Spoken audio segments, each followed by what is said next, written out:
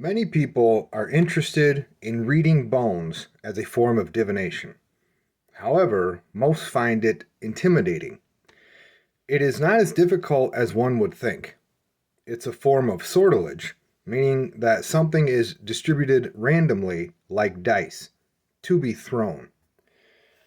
As always, the first question when creating a divination set is, what spiritual forces do I want to communicate with? It's up to you if you want the bones to be a general type of reading or geared towards a more specific purpose. For me, bones have a natural affinity to the realm of the afterlife, the existence that lies after this one. Whatever forces you choose to communicate with, the second step is to assign meanings or context to specific bones. How they land when thrown is a large part of how the divination works. I must add a quick disclaimer. The terms used for the bones in this video are quick shorthand and do not represent their actual correct anatomical names. Typically, I go exploring and find the bones of an animal. I strongly condemn the killing of an animal for its bones. There are plenty of animal bones to find out in the wilderness or even online. The skeleton used for this video belongs to a cat. Again, no animals were killed. I picked 2 stones to be used alongside the bones. Only 8 pieces of the skeleton were picked for their uniqueness. Even someone doing bone readings for as long as I have would not use every single bone. For this basic introduction, these were the ones chosen.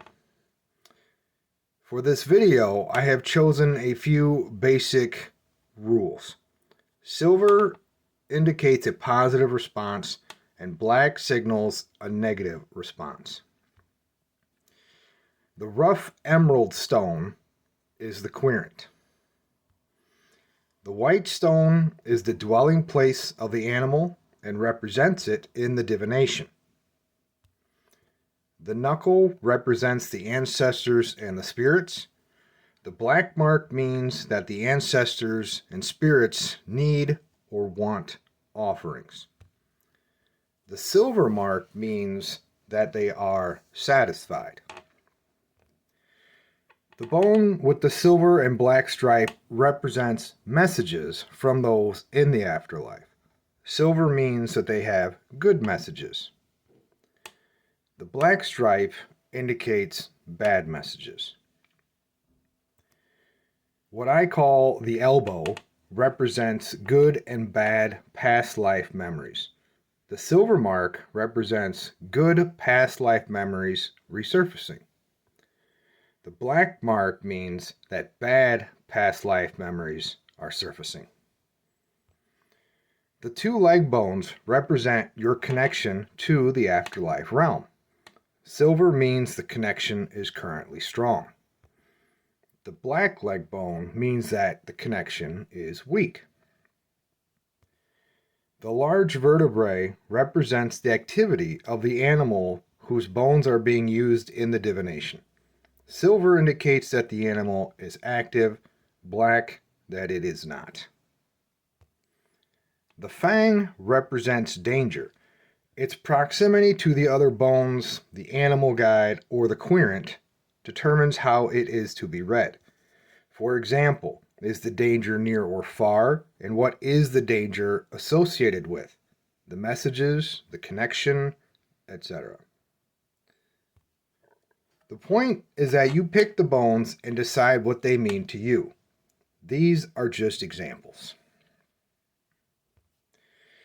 After the meanings are assigned, you choose what type of tray to throw them onto and what device you will use to throw them. I use my chalice to shake them up well and then throw them across an old antique tray. Once they are laid out, it is time to read them. For this video, I grouped the bones into groupings to demonstrate what type of patterns to look for when doing this on your own. So let's dive right into the layout and see what the groupings and patterns tell us. I want to find the querent, the rough emerald, first. I see that it is located in the upper right with the vertebrae, silver side up. That means that the animal guide is active and is close to me. This is a good sign that the reading will be a powerful one. In the upper left is the knuckle, silver side up. This means that your ancestors are satisfied and are not an integral part of the reading. In the middle is the fang, representing danger, right next to the elbow, black side up, meaning bad past life memories. Together, this combination means that a bad memory from a past life has resurfaced and is putting the querent in danger. In the bottom left corner, we see the dwelling stone of the animal guide next to the silver striped bone, which represents good messages from the afterlife. Together, this means that the animal guide is bringing you good messages from the afterlife, but not necessarily from the ancestors, since that bone is not grouped with it. Lastly, in the bottom right, we see both the strong and weak connections leg bones together. I would read this as them being neutral and not an integral part of the reading, basically canceling each other out. The overall impression that I would get from this introductory reading is that the animal guide is warning me that a bad past life memory is hurting me, or the querent. It really is that simple. It may seem like a lot at first, but after a little bit of practice, it becomes very fun and practical.